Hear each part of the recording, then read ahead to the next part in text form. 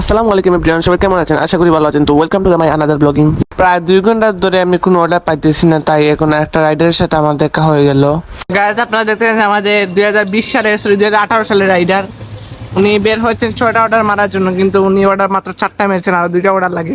উনি কি পারবেন আর 2টা অর্ডার মারতে? আপনি কি পারবেন? উনি বলতেছেন উনি চেষ্টার মধ্যে আছেন, দেখা যাক কি হয়।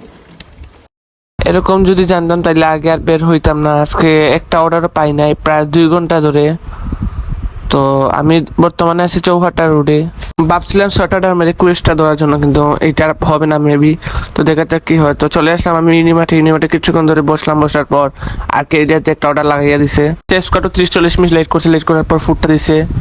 এমনিতেই অর্ডার নাই, 2 ঘন্টা বসেছিলাম, আরো 40 মিনিট বসছি। প্রায় 2 ঘন্টা 40 মিনিট পরে একটা অর্ডার আমি দেওয়ার জন্য যাচ্ছি।